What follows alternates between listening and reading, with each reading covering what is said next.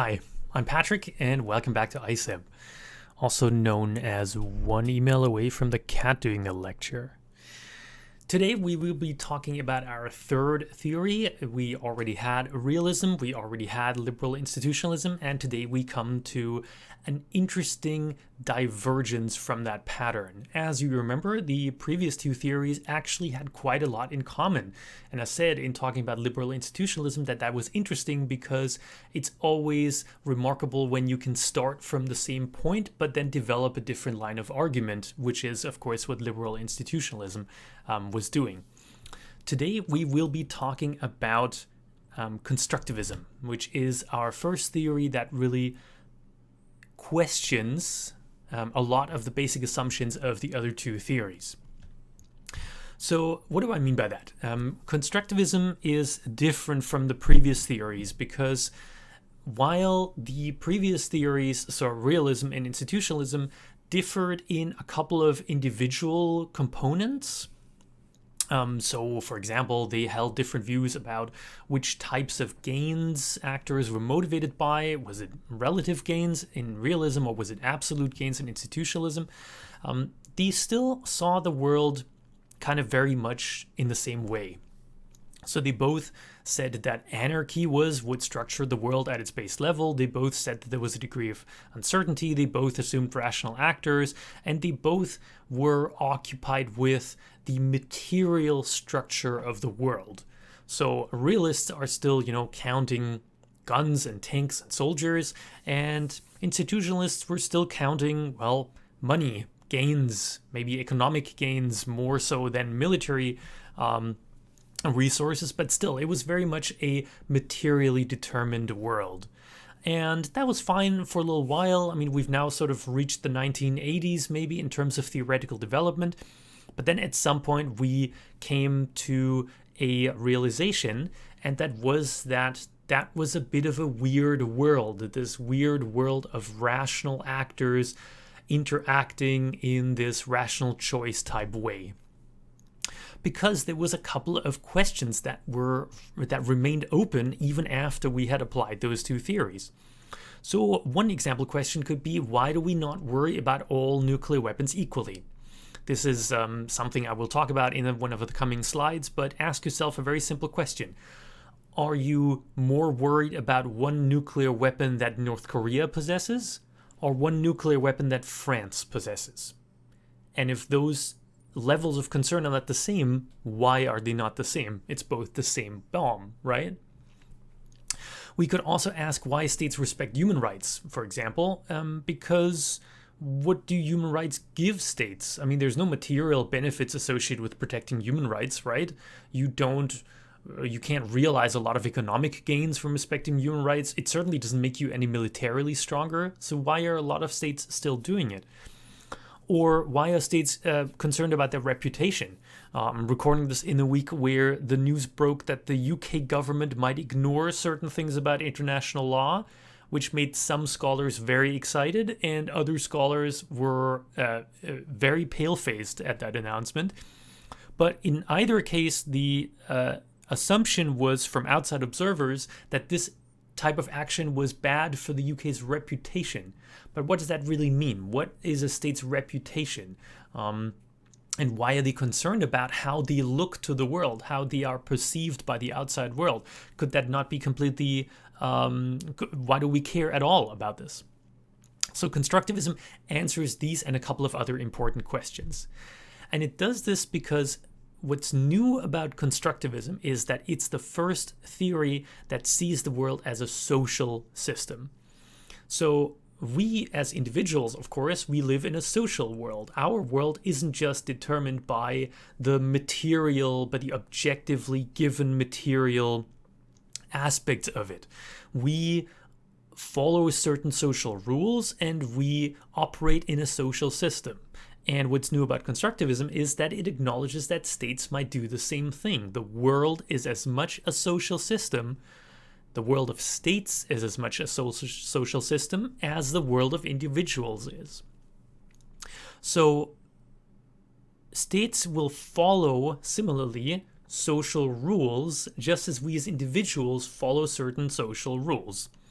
And a couple of the key concepts that will play a large role here in constructivism are things that we tend to care about.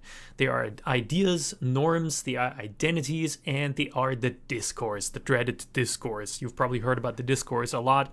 You might have heard about discourse analysis, or if you haven't already, you will. And I've given you just one little illustration here at the bottom of how the social world is different and how social rules can differ between country to country. At least in the eyes of this artist down here, the Norwegians have a perfectly acceptable way to deal with personal space, which is that about a meter apart is good to have a conversation. Supposedly, the Italians are way close together and talk way more. In the case of French people, there is basically not a single piece of paper that can fit between that. But the Finns seem to have a very different conception of personal space. And by the way, this is not intended to offend any Finns that we have here, but if this is not correct, you can call me out on this. Supposedly, the Finns have an idea of personal space where you're several kilometers away from your neighbor. That's just about close enough, and there's really no need to come any closer to exchange pleasantries. By the way, if you think that I'm joking, find a Finnish person and ask them how they queue at the bus stop. This is a real picture from Finland. This is how you queue at the bus stop. Why would you all cluster under the little bus stop hut if you can just spread out down the road, really? So this is how you queue for the bus in Finland. So clearly, social rules differ between country to country, which also means that the social world isn't uniformly the same, and there's clearly variations between countries. And constructivists take this type of insight and apply it to the world of states. Constructivism emerged after both realism and liberal institutionalism had done their thing. It emerged very much in the early 1990s, so it's a relatively young theory. And what had happened was that the Cold War had ended, and this had surprised a great number of people, among them the realists, which hadn't really expected that type of bipolar world to break down so completely, and especially break down without a war. Remember that realists, for example, would always assume that the path from one way that the system is organized, say from bipolarity to unipolarity, that would normally involve conflict of some kind. But of course, the end of the Cold War did not have conflict. It did not end because there was a great power war between the US and the USSR, and then the winner basically determined how the system worked. It was a wave of democratization and a wave of international cooperation. You suddenly had the world seemingly open up to the possibility of everyone working together rather than big blocs standing against each other. And so what we had seen here was a great amount of change in the international system. Not only change in an abstract sense, but very real change in the sense of a change of political systems. And that had also come about really rapidly. And these types of rapid change were really difficult for existing theories to explain, because they mostly dealt with rules of the game that were unchangeable, that should basically always be true, and that is not something that plays very well with the idea of change. So that's where constructivists came in. I'm going to tell you a little bit of a secret about IR theorists, and that is that IR theorists tend to be thieves. And what I mean by that is that IR theory, and to a degree political theory in general, likes to look at our adjacent fields of study, say law, say philosophy, say economics, and we tend to steal their theories and repurpose them for our own. And so what happened in constructivism was that the political theorists had discovered sociology. I'm simplifying this a tiny bit. So when the liberal institutionalists had discovered economic theories of action and interaction, and they repurposed that as IR theory, the constructivists had done the same with sociology. One of the main works that this IR theory is built on is this book that I've shown you here, which was considered one of the 5 most important sociological books of the 20th century, even if you might not have heard of it at all and might not have heard of the guys that wrote it.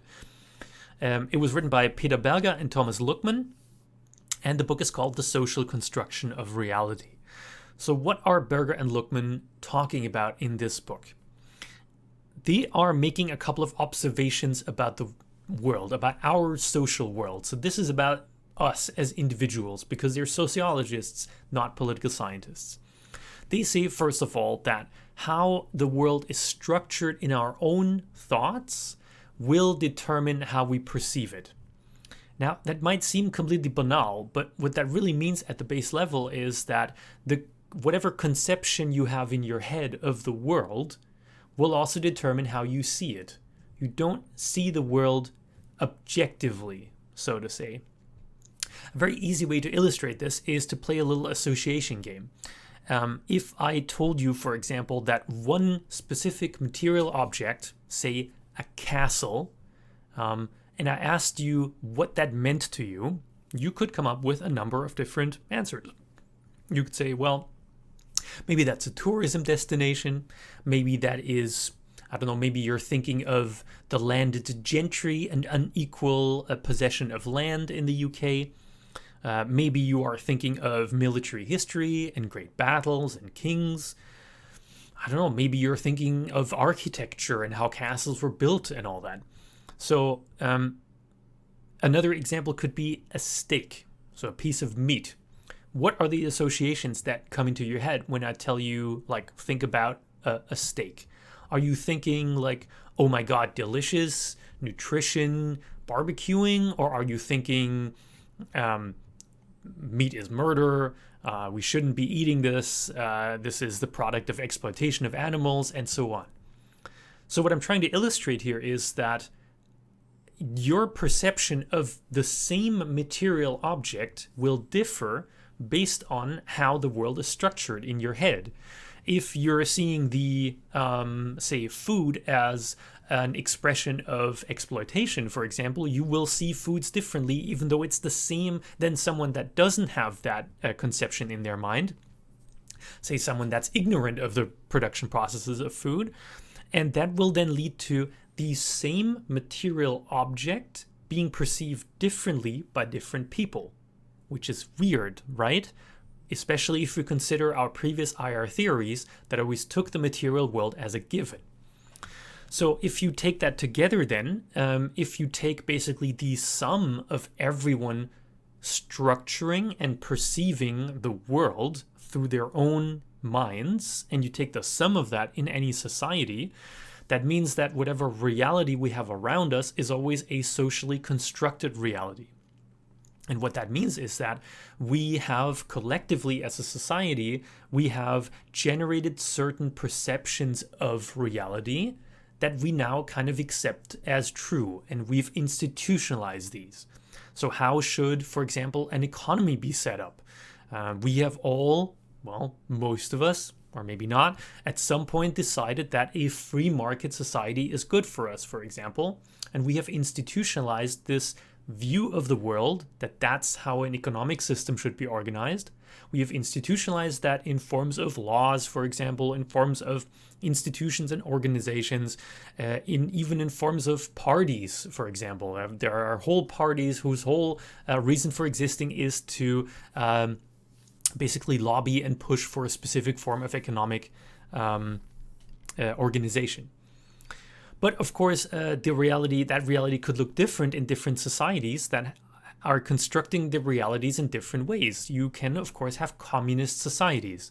And I'm not, by the way, trying to imply that wherever you had communist societies, that was always the wish of everyone that was involved. But there were clearly countries where people for a long time often had the idea in their heads that that was the proper way to set up an economy. Yes, for example, in a state like Eastern Germany, while it was still a communist state, not everyone would have argued that everything is amazing. That probably was reserved for the elites that were making that argument. But it was still the case that most people that you would have asked on the street probably would have thought that that was the right and maybe even the natural way to set up an economic system. That also means that any social order that we see, say Berger and Luckmann, is produced by us and not a given. So if we end up in a specific, say, social hierarchy with certain social roles and certain institutions, that is not just a God-given thing. That is something that society itself has kind of decided on. By the way, so constructivists aren't necessarily one of those, like super postmodern people that are saying that, nothing in the world is real and everything is subjective and all that. That's not what that means. They're not saying that if a tree falls in the forest and no one sees it, that tree doesn't exist or hasn't fallen or whatever. That's not what this is. But what they say is there is a material world, there is a stake, and there is a castle. But whatever that objective reality is, how those atoms are put together, that's also irrelevant, because what really matters is how we see that, how society perceives it. So reality exists, but it's irrelevant because it doesn't have any inherent meaning. There is no meaning inherent in a castle as a building. That meaning is being ascribed to that building by the people that are seeing it. So they put this very nicely in their book, which means that the objectivity of the institutionalized world, so everything that you see around you in the institutionalized world, however big that may seem to you, is still something that we have collectively produced and isn't just a natural way of how the world works. Constructivists thought that was a great idea, and they stole mercilessly from this. The main proponent of constructivism, the first guy that really got a lot of citations for what he wrote about a constructivist view of the world, was Alexander Wendt, who you see on the left here. And he wrote an interesting article, I want to say it was in 1992 or 1996, that's called "Anarchy is What States Make of It." Now that itself is already an interesting title, and that already tells you much about what his basic idea was. He started from the point where he attacked one of the foundational principles of the other theories. Remember that both realism and institutionalism had kind of accepted that anarchy was how the world was organized, that the world was anarchical, there was no overarching legitimate force that could compel states what to do, and that also that was also a given. That wasn't something that could be changed about the world. The world had always been like this and would always be like this. Realists were a little bit stronger on this point than institutionalists. And now Wendt comes in and he says, realism is actually not just a given. It's not a natural state at all. It's just one of the possible states that the world can be in. And even if we have a world where we accept that it is kind of anarchical, that in itself also does not determine whether we would expect actors to be in conflict or in cooperation. He says that, in fact, what determines how the world works, what determines how states interact in anarchy, is simply what they've negotiated. So it depends on how states themselves see themselves and others, and what they think their interests are. So if all the states kind of in unison agree that, yes, the world is anarchical, we must all help ourselves, we would expect nothing but conflict, then that is how the world is going to be. But if, for some reason, states would conceive of themselves and others differently, say, as actors that could be friends too, and not just enemies, then that is also how the world can be. So what he essentially says is, yes, much like the sociologists, much like Berger and Luckmann, material factors exist, but they're always perceived and filtered. The world does not contain any automatic conclusions about state behavior and state actions. So that already gives us the answer to our first little question that we asked on one of the first slides here. So if you look at this graph at the bottom, you might notice something interesting. If you go down the line of states here, and I would ask you, which of these states are you afraid of? You probably wouldn't point to all of them at the same time. This, by the way, is of course the stockpiles of nuclear weapons as of, I want to say 2016 or something. Stockpiles of nuclear weapons. So in a realist world, of course, we would say, yes, we're most worried about Russia, The second thing that we're most worried about in the whole world is the US with its nuclear arsenal. Then the third state that we're worried about is France. And then at some point down the line comes Korea, for example. But of course, that's not how we see the world. We are much, much more worried about Korean nuclear weapons than we are about French nuclear weapons. Even though not only do the French have many more nuclear weapons, they're also much closer to the UK, for example. So why are we not terribly worried about those? Wendt says, well, that is because there's nothing given, there's nothing objective in nuclear weapons. It is how we perceive these different nuclear weapons, perceive these different armaments that make them either threatening or not. And so that means that we're not actually, in fact, in an anarchical world where everything that we expect is conflict. We are, in fact, in a world where we as states can distinguish between friends and foes.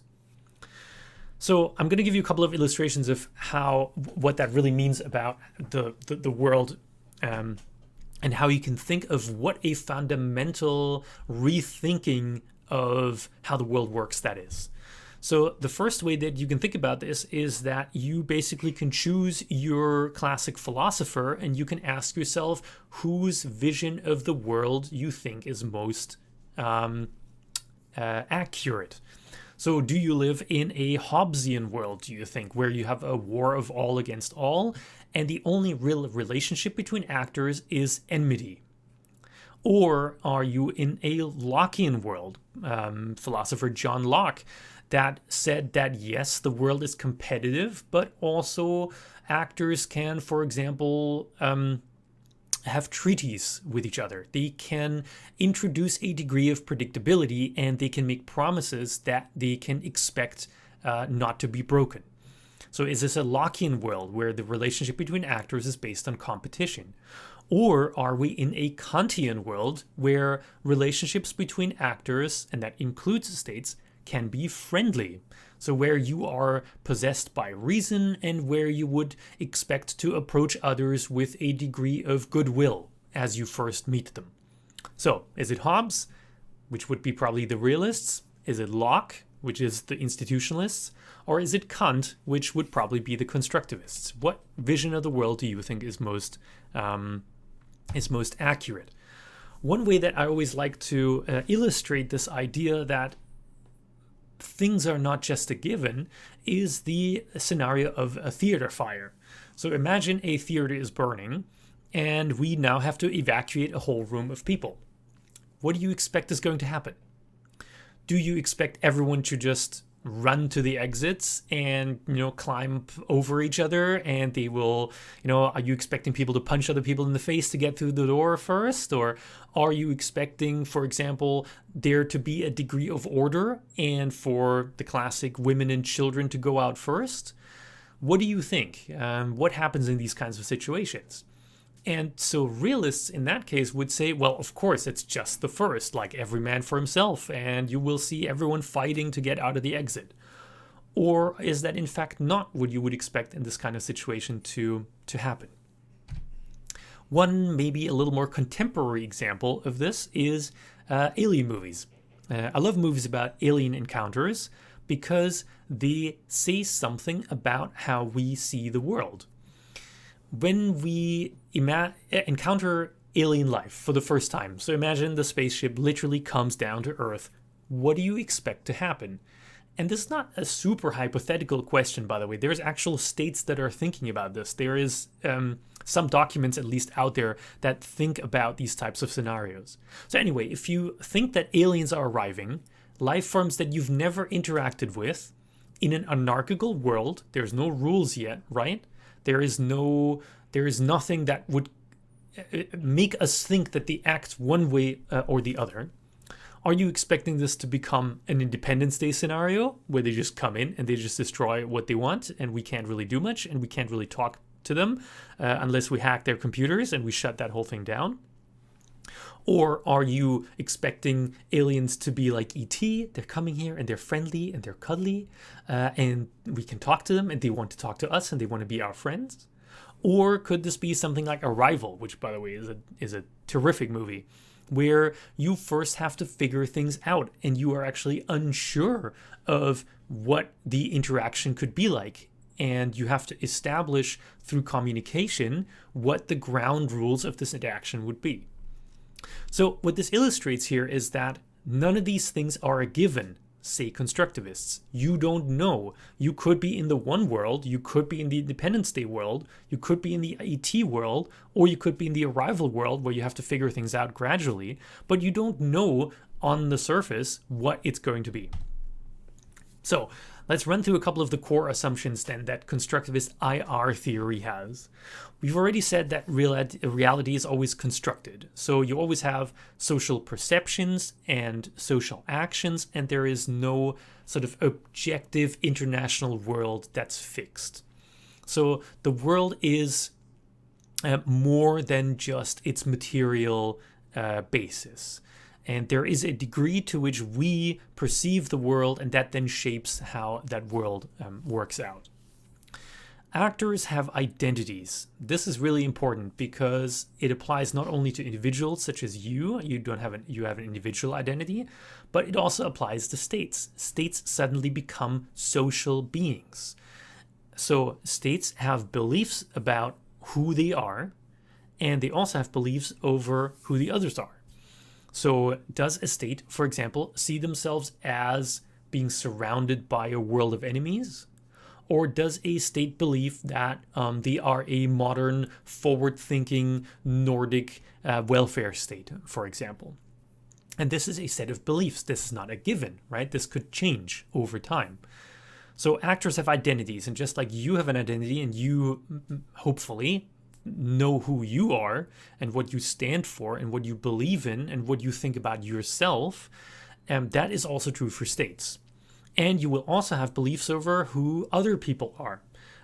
So you as an individual, you have thoughts in your head about how other people act in the world and how they will interact with you, and the other way around. You of course have noticed these types of things if you ever were in a different cultural context where you suddenly might have known who you were still, but when you travel, for example, to a different country and you meet people you've never met that follow different sort of cultural guidelines and they have their own identities you've never encountered, then you will undergo a period where you're not quite sure who the others are and you have to figure that out. So actors have identities. This is beliefs over who they are. These identities then filter your perceptions. You cannot perceive the world objectively. That doesn't mean that the world isn't there, right? There's still an objective world out there, but you cannot separate yourself from your perception of it. And that perception is intrinsically tied to your identity. And that in turn then determines your interests and your preferences. So this is something that might sound a little banal to you, but of course, who you are, like where you come from, determines much about how you see the world.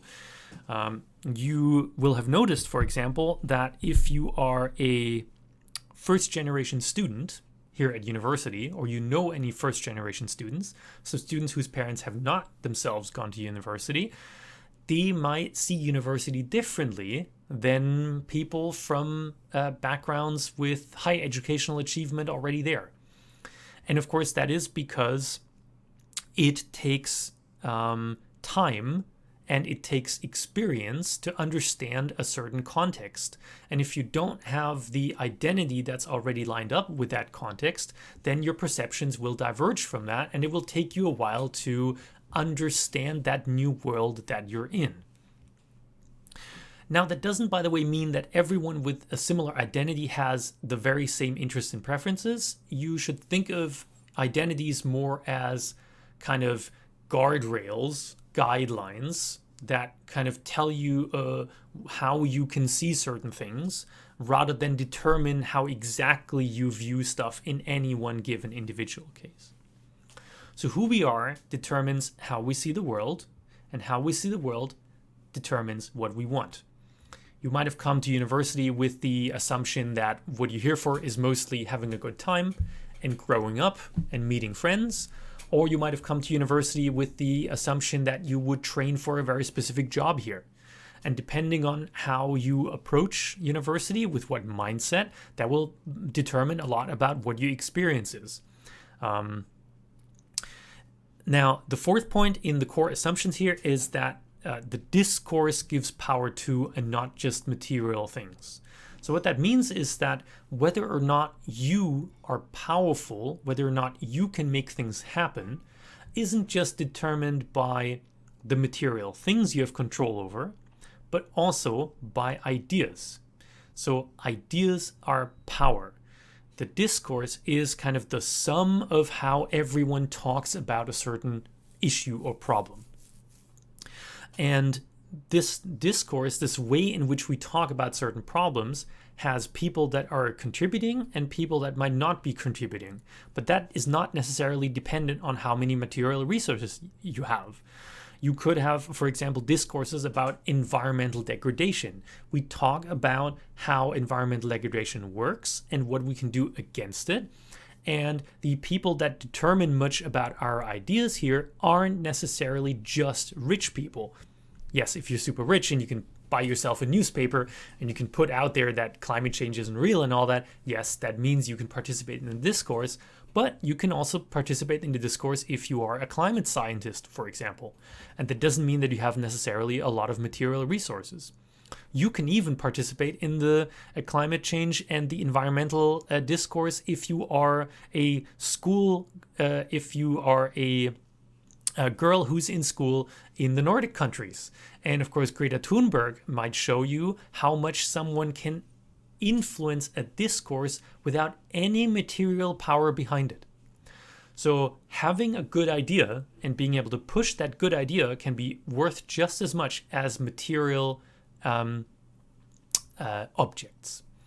And that is something, of course, that the other theories don't take into account at all. Like, they would have no clue, like realists would have no clue how to deal with Greta Thunberg because she doesn't adhere to anything that they normally deal with. She's not a state actor. She doesn't have a lot of material resources. She doesn't follow kind of a rational gains maximizing mindset and so on. And so in all of this together, in this world that's constructed, that has actors in it that have specific identities and perceptions, and that participate in a shared discourse, in an exchange about what to do and what not to do, norms and values and ideas really matter. So norms, values, and ideas and rules are, of course, something that we care about on the individual level, and in this specific social world of constructivism, they matter here too. So what that also means is that when we're constructivists, we shift our models of decision making. The previous theories, so realism and institutionalism, had a logic of consequentialism. So actors have preferences that are predetermined, and they want to get to their goals as efficiently as possible. And the only thing that they care about is, if I choose a specific action, what are the consequences of this action for me to get to my goal? So this is the Homo economicus, for example. The model of decision-making that we're in constructivism in is a logic of appropriateness and not of consequentialism. So what you want will be determined by your identity and by the culture in which you're embedded. And you will ask yourself not just what the actions with the best consequences are, but what actions are appropriate. And those things might not be the same. And then you are, of course, a homo sociologicus. An easy way to illustrate this is by asking yourself the question of why you queue in the supermarket. And you can think about this for a second. Think about the consequences of you skipping the queue in the supermarket. A actor following a logic of consequentialism would, if there's no material downsides attached to it, always skip the queue because you save a few minutes and that's good for you. So someone following that kind of logic would just walk past the queue, put their stuff onto the conveyor belt and pay first, because after all, what's the worst that can happen? I'm going to illustrate what the worst is that is going to happen to you when you skip the queue. That's the worst that's going to happen, okay? People are going to silently judge you. In most cases, people aren't going to confront you, especially not in the UK. This might be different in other countries, obviously, where people might be much more prone to confronting you about a supposed rule breaking. A constructivist would see no problem at all with you queuing, even though consequentialists following the consequentialist logic, that doesn't really make sense, because a constructivist would say, well, queuing is the appropriate behavior that is expected of you. You know that others are expecting you to queue, and that's why you do it, even if there's no material benefit for you to be gained. Now, one way of illustrating these nice social rules is thinking about norms, social norms in general. And I just want to show you a quick little experiment about social norms. And this is about one of my very favorite subjects. It's about elevator etiquette. This is a little candid camera clip that's 2 minutes long. So let's switch to this here. The gentleman in the elevator now is a candid star. These folks who are entering, the man with a white shirt, the lady with a trench coat, and subsequently one other member of our staff, will face the rear.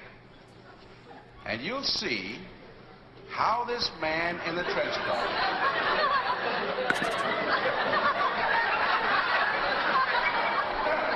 tries to maintain his individuality, but little by little,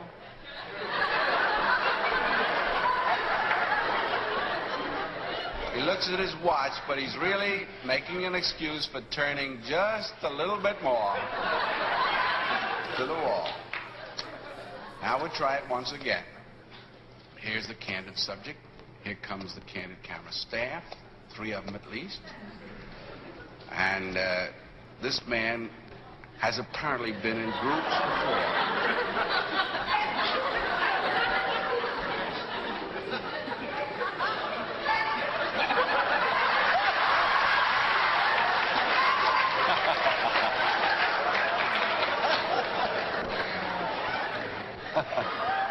Here's a fella with his hat on in the elevator. First he makes a full turn to the rear, and Charlie closes the door. A moment later, we'll open the door. Everybody's changed positions.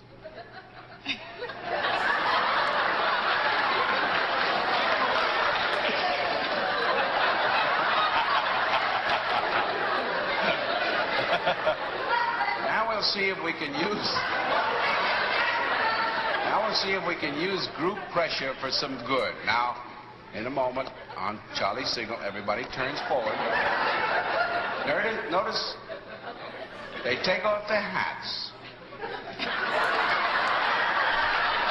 And now, do you think we could reverse the procedure? Watch.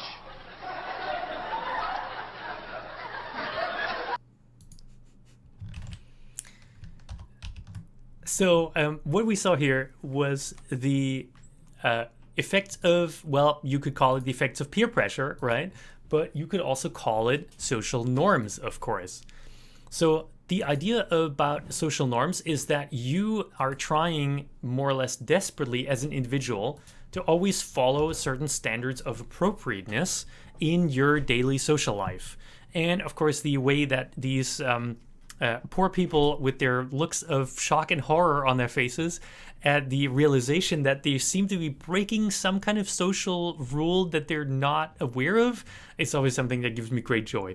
So we are following an almost uncountable number of appropriate norms and standards in our daily life. And this is something that's very easy to illustrate. So think about how many stop the video here for a second and think about how many things you can think of that are norms, unwritten kind of rules of social interaction. How many of those are you following each day? How many do you think? Like take a little guess and come up with a few examples. Okay, let's see how much you came up with. So just as an example, we just had the example of the elevator etiquette. Of course, there's other standards of elevator etiquette. There is, for example, the standard that as you go into the elevator, you have to go into the corners first, right? You can't stand right in front and then people have to squeeze by you. You also have the standard that you can look each other in the eyes very briefly just to make sure that it's another human, basically, but you can't stare at someone for an extended period of time. That would be super creepy. No, you have to look at your shoes or in the mirror or at the buttons, which are suddenly becoming very, very interesting. So, elevator usage has a lot of actual social norms attached to it. The norm of fair play is something that's completely unwritten. The idea that you have to be a good loser, for example, that you can't, when you lose a game of in any sport, basically, just stomp off the field or destroy something, that is considered to be extremely socially inappropriate. We can think about gift giving as social norms, and this is something I myself am interested in because I'm currently writing a paper on diplomatic gifts and how those are interesting international norms if you think about it. But gift giving follows a lot of rules. For example, you shouldn't give someone a gift that is wildly disproportionate in value. When you receive a gift, you need to give a gift back, and so on. You have the rule, for example, that you shouldn't talk to yourself in public. Whenever you meet someone that is in a room or out in the street and that are just talking to themselves, that person is either a lecturer or someone who's a little bit not quite there in the head, obviously. You have the norm that you should respect others' personal space, obviously not infringe on them, which apparently my cat doesn't understand at all. You have the rule to be on time. This is completely unwritten, of course. If you constantly come an hour late for your meetings, no one's going to drag you to court in all likelihood, especially not your friends. It is a social norm, a social standard of appropriate behavior that you're following here. The queuing I've already mentioned, and I'm just giving you this wonderful example from Thailand, that even in places where queuing is as much a norm as here, maybe, you still have sometimes tweaks on these social norms. What you see here is the genius invention, for example, of letting your shoes queue for you, because after all, there's no real reason why you should stand there. You might as well just sit down and let your shoes do the dirty work here. All the guys that are watching this video are going to know what I mean by this specific rule. If you have a number of stalls in the bathroom and one is taken, don't be a weirdo. Don't take the one right next to it. It's weird, okay? No one should do it.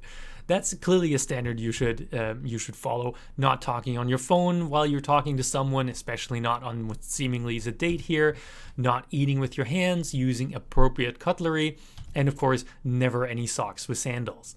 So what I'm trying to illustrate with this slide here, with this multitude of norms really, is that you are following hundreds, probably every day, standards of appropriate behavior in your daily life. And what constructivists are simply saying is, states do the same thing. They also have a large number of norms and rules that they're following, even though they don't have to, just because they are appropriate and they know that it's expected of them that they follow these. So this standard of appropriate social behavior is something that constructivists say we see in a lot of areas of state behavior.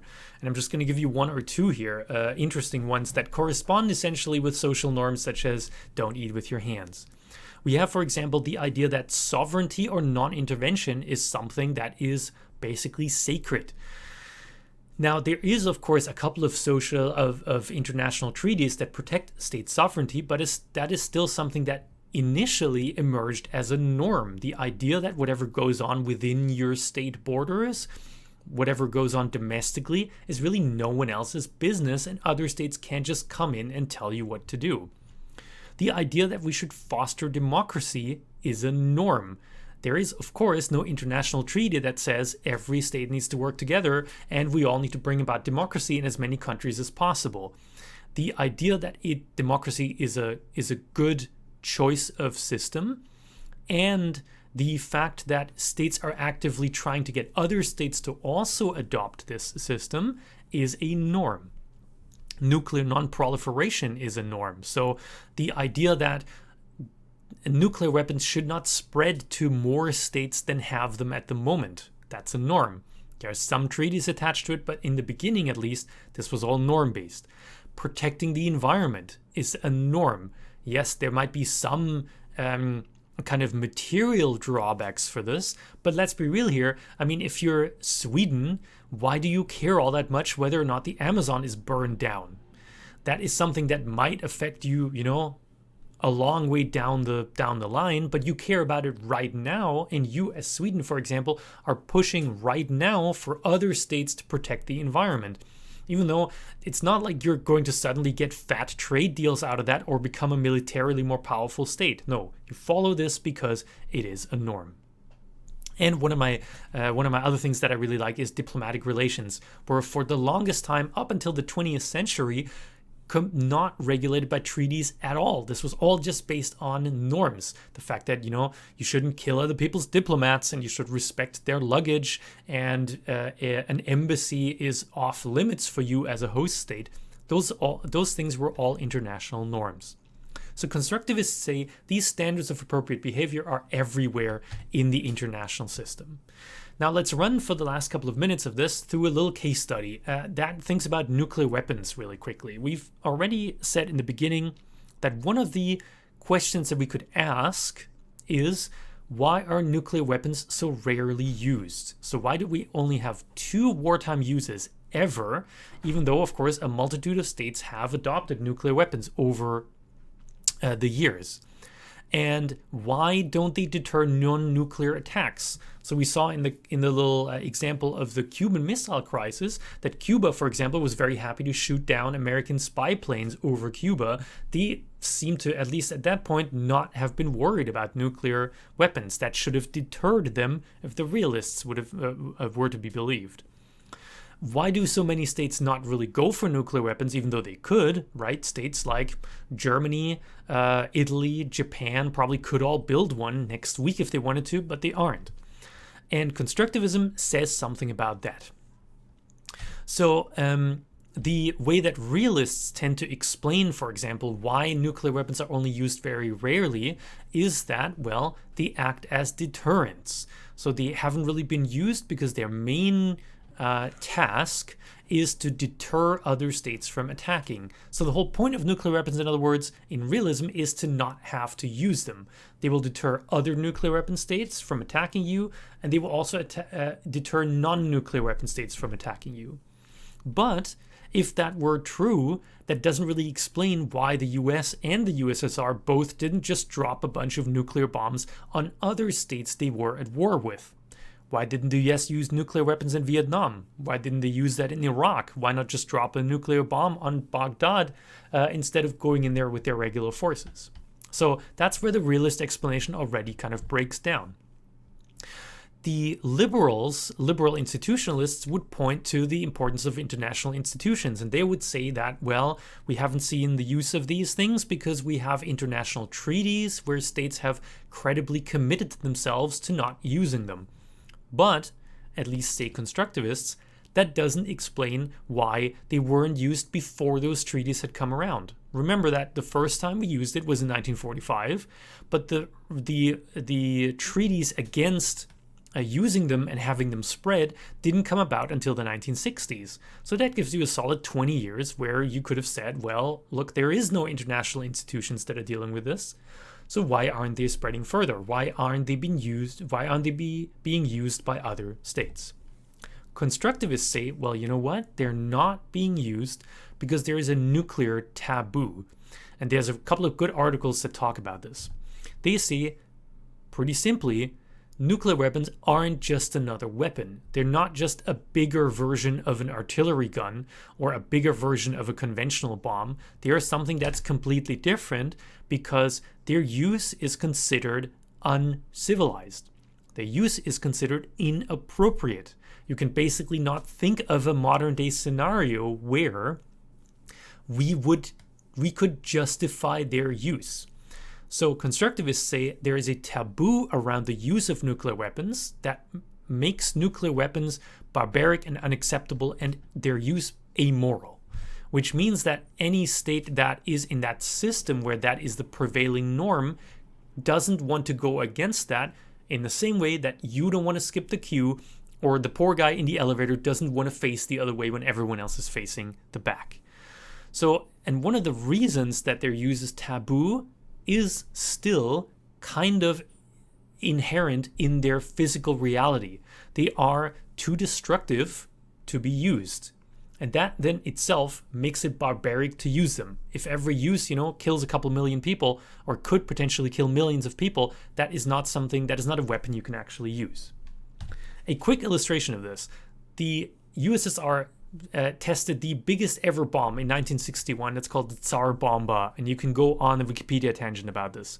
It's crazy because it was so powerful that if it was detonated in the center of Edinburgh, in George Square, this is just the size of the fireball that thing makes. The fireball is like 5.5 miles across. So the fireball already goes from Harriet Watt all the way into the ocean. This bomb, when it was detonated, when it was tested, that was the size of the fireball. This is the radius in which people just die. You will still get third-degree burns and other things in this radius. So if you got married down there in Gretna Green, down here, almost at the Scottish border, basically, or at the Scottish border, you will still get severe injuries if only one of these bombs is dropped on Edinburgh. Now, the craziest thing that I always think is this bomb had so much destructive potential that 900 kilometers away, windows were bursting after it had been tested, all the way up there at the Arctic Circle. So if you dropped this in Edinburgh, there would still be people in Norway that would have their windows shattered if you dropped one of these bombs.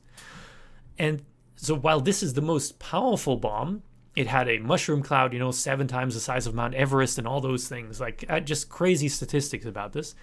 While this is the most destructive bomb, of course, even smaller nuclear weapons are just as destructive in terms of human lives when you drop them on actual inhabited areas.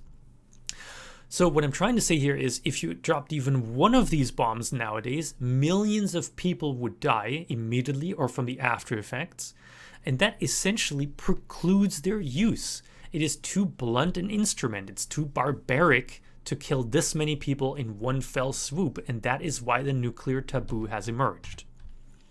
Now you could be asking, if then there is a nuclear taboo around their use, why do you get these weapons in the first place? Good question, say constructivists. If we think about realists would say, well, states just get nuclear weapons because it increases their security. It makes them more likely to be able to deter others. And in this kind of world, the states that would want nuclear weapons the most would be the ones that are most threatened by others. So we would think that states like Israel, Iran, and North Korea would all go for the bomb, which of course is very much true in the world at the moment. Proliferation, so the spread of nuclear weapons, is actually not really a problem in neorealism. In fact, neorealists think it's a good thing if more states have nuclear weapons. I know this sounds completely bonkers, but that is exactly what neorealists are arguing for. John Mearsheimer, our guy that made himself look like Machiavelli in the Photoshop, has argued that Iran should get the bomb, and he wrote an article that's called that, because he said that would actually pacify relations, because then everyone could be sure of mutual deterrence. Now, in a liberal world, how we would deal with nuclear proliferation is that states would be willing to cooperate in terms of stopping the spread of nuclear weapons, but they could remain skeptical, right? So it's still a president's dilemma. You still don't want to be the sucker that doesn't get nuclear weapons while everyone else around you gets them. So the people that do try to acquire nuclear weapons are then states that tend to be isolated from others, so states that aren't integrated in a system of institutions and alliances. And again, we can find a few real-life examples, such as South Africa. South Africa had a nuclear weapons program. They had a nuclear weapon. They had nuclear weapons. They detonated them. They dismantled their program. To date, is still the only country in the world that has had a nuclear weapons program, but has fully dismantled it nowadays. And the way that you could prevent the spread of nuclear weapons is that you build a global system of treaties and regimes and alliances and promises and institutions that could increase the level of certainty that states have about each other's intentions and about each other's capabilities. Constructivists take a completely different route, and they say, no, it's all about identities. It is states that think that nuclear weapons are a key part of what makes a state powerful, what makes a state important, what makes you, a big, strong leadership state, that's the states that would be going for these. So you are demonstrating that you are, someone to be reckoned with by getting these. You're not getting them to use them. You're getting them because of the prestige and the identity that comes with it. And that, again, is the case for a couple of states in history, empirically speaking. And so the way that you could prevent the spread of these weapons would be that you change what we think about nations that have nuclear weapons. It shouldn't be just about you being powerful. It should be that we are pushing the idea that nations have to be responsible so that you can be a powerful nation without nuclear weapons. States like Germany have led the way in this a little bit, in demonstrating that you can be a powerful state on the international stage without the use of nuclear weapons or the possession of nuclear weapons. So the last thing that I want to talk about really briefly, because I'm going over way over length already again, is that change is a really interesting thing in constructivism because constructivists are so comfortable with it.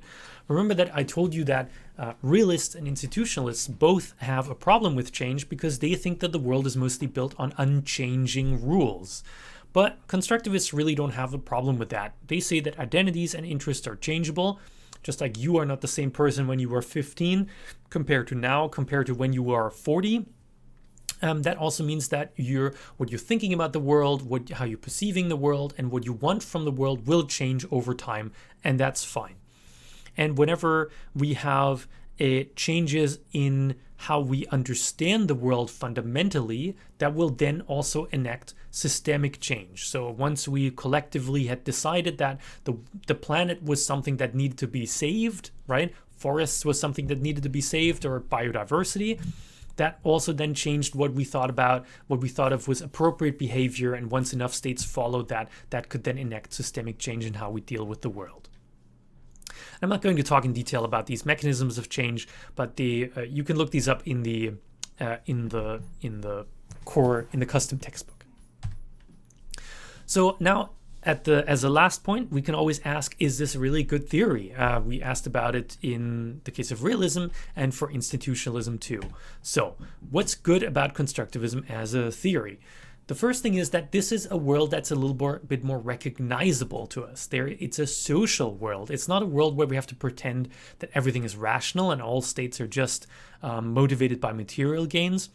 It is a world that follows social rules, and it allows non-state actors to play a role, right? I mean, I talked about Greta Thunberg, who in constructivism is a perfectly fine actor to look at, and someone that we would not expect to not have an influence on the world like we would in realism.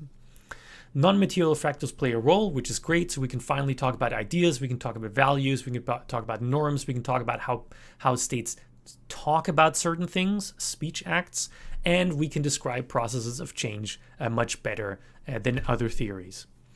Why it's a bit of a problem is that it's more an approach than a theory, so it doesn't really generate a ton of testable predictions about the world, mostly because so much of how the world works is basically negotiable between the actors. And that also means it sometimes doesn't quite react to what other theories are doing in a very direct way.